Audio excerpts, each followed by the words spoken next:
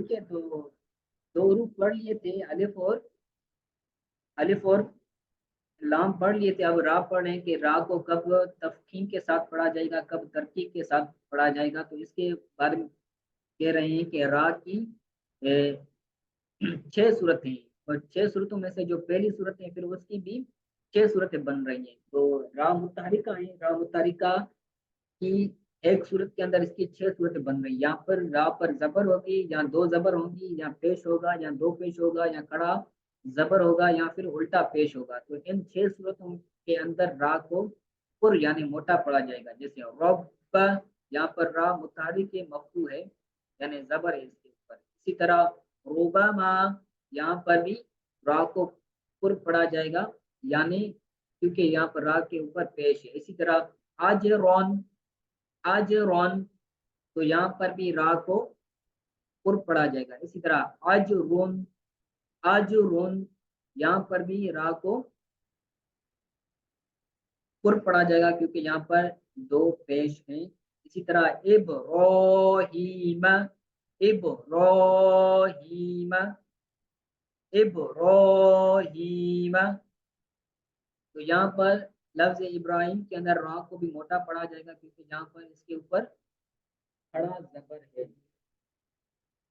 सही है, खड़ा जबर है। इसी तरह इसकी उल्टे पेश की इन्होंने मिसाल नहीं दी, तो वो भी आप देख लीजिएगा, वरना मैं अर्ज कर दूंगा आइंदा सबक के अंदर। तो ये इन सूरतों के अंदर रा को पुर पढ़ा जाएगा यानी तफखीम के साथ पढ़ा जाएगा। इसी तरह दूसरी चीज बता रहे हैं कि और अगर रा के नीचे जेर हो, दो जेर हो, खड़ी जेर हो, तो रा को बारीक पढ़ा जाएगा। जेर हो, दो जेर हो, या फिर खड़ी जेर हो, तो तीनों के अंदर जेर जेर जेर है। जेर, दो जेर, खड़ी जेर, तो इन तीनों सूरतों के अंदर रा को बारीक पढ़ा जाएगा, रा को पुर नहीं पढ़ा जाएगा। जैसे शरीब, शरीब, नूरिन, नूरिन, री, री, तो इन तीन सूरतों के अंदर रा को क्या पढ़ा जाएगा, बारीक पढ़ा जाएगा।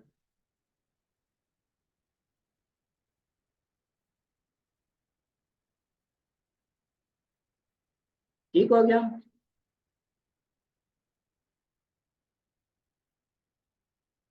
जी। तो इब्तदान रा की 6 सूरतें बनाई थी, उन पहली सूरत में से रा को मुतारिका कहा।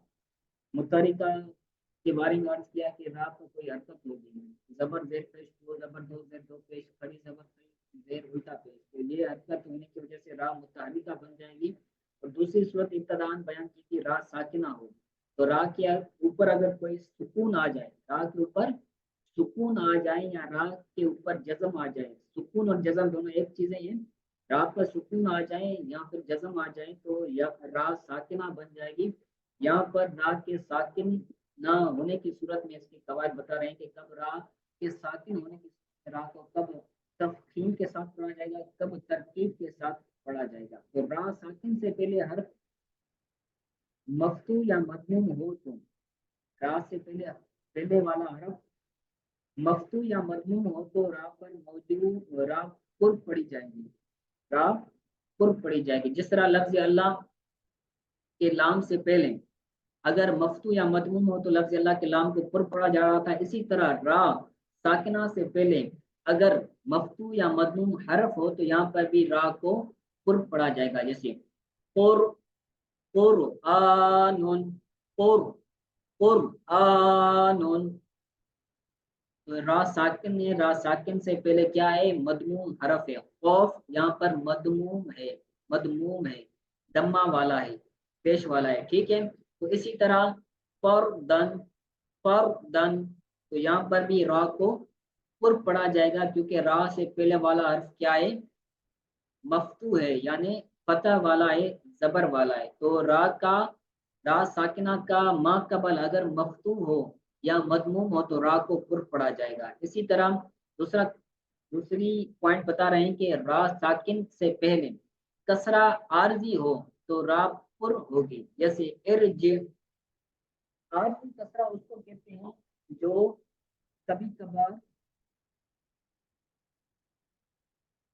کبھی کبھار یعنی ختم ہو جائے، جیسے ارج یہاں پر جو حمزہ ہے وہ حمزہ وصلیہ ہے، تو حمزہ وصلیہ ملانے کی صورت میں گر جاتا ہے، ٹھیک ہے، تو یہاں پر حمزہ وصلیہ ہے، حمزہ وصلیہ ملانے کی صورت میں اگر اس کو ہم کسی لفظ کے ساتھ ملا کر پڑھیں تو یہاں پر حمزہ گر جائے گا، جب حمزہ گر جائے گا تو اس کی جو کسرہ ہے وہ بھی چلی جائے گی، تو یہاں پر کسرہ عارضی کا مطلب یہ ہے کہ جو کسرہ عارضی ہو یعنی وہ حرکت کبھی چلی جائے، حذف ہو جائے یا چلی جائے، اس کو حرکت عارضی کہتے ہیں، تو یہاں پر کسرہ عارضی ہو، یعنی اگر اس کو ملا کر پڑھیں گے کوئی حرف آ جائے، ارجے سے پہلے اگر کوئی حرف آ جائے، زے درجی، زے درجی، تو یہاں پر زید کے ساتھ ملانے کی صورت میں یہاں پر حمزہ گر جائے گا، جب حمزہ چلا جائے گا تو اس کے ساتھ جو حرکت کسرہ وہ بھی چلی جائے گی، تو یہ کسرہ کیا بنی؟ کسرہ عارضی بنی۔ بتا رہے ہیں کہ را ساکنہ سے پہلے اگر کسرہ عارضی ہو یعنی اگر کبھی کبھار وہ کسرہ چلی جائے تو اس را کو بھی کیا پڑھیں گے؟ پر پڑھیں گے، ٹھیک ہے، اس کی مثال ارجع بیان کی ہے کہ اگر حمزہ یہاں پر وصلیہ ہے اور وصلیہ حمزہ ملانے کی صورت میں گر جاتا ہے تو یہاں پر الف کیا بنے گا؟ یہاں پر الف حمزہ پر جو کسرہ ہے وہ بھی چلی جائے گی، تو یہاں پر بھی را کو پر پڑا جائے گا۔ تیسری پوائنٹ بتا رہے ہیں را ساکنہ کو پر پڑھنے کی، کہ را ساکن سے پہلے کسرہ دوسرے کلمہ میں ہو، ارجے کے اندر کیا تھا؟ کسرہ اسی کلمہ میں تھی، الف را جیم عین یہ ایک ہی کلمہ ہے، پہلے امر ہے تو یہ ایک ہی کلمہ ہے، تو ایک ہی کلمے کے اندر وہاں پر کسرہ تھی، پھر بتا رہے ہیں کہ را ساکنہ سے پہلے کسرہ دوسرے کلمہ میں ہو تو بھی را کو پر پڑھا جائے گا، جیسے رب بر جیعون، رب بر جیعون، رب بر، رب بر، رب بر، تو را پر جو سکون ہے، را جو ساکنہ ہے ارجعون کی، یہ جو ارجعون کی جو را ساکن ہے اس سے پہلے کسرہ دوسرے کلمہ میں، رب دوسرا کلمہ ہے، ارجعون دوسرا کلمہ ہے، تو یہاں پر را ساکن ہے اور را ساکنہ سے پہلے جو کسرہ ہے وہ دوسرا کلمہ دوسرے کلمے میں، تو یہاں پر بھی را کو موٹا پڑا جائے گا، رب بر جی اون، تو یہ تین چیزیں ہوں گی۔ چوتھی چیز بیان کر رہے ہیں کہ را ساکن سے پہلے کسرہ ہو اور ماں بعد حروف مستعلیہ میں سے کوئی حرف اسی کلمہ میں ہو تو بھی را پر ہوگی، ٹھیک ہے، را ساکن ہو، را ساکن سے پہلے کسرہ ہو اور را کے ماں بعد حروف مستعلیہ میں سے کوئی حروف آ جائے تو بھی اس را کو کیا پڑھیں گے؟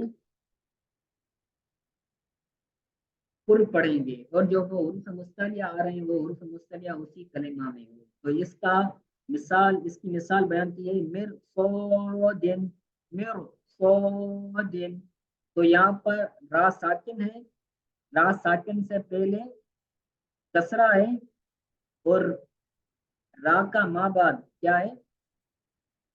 را کا ماں بعد حروف مستعلیہ میں سے کوئی حرف ہے اور جو وہ حروف مستعلیہ میں سے کوئی حرف آ رہا ہے وہ اسی کلمہ میں ہے، کہ میرے صادن یہ ایک مکمل طرح سے ایک لفظ ایک کلمہ ہے،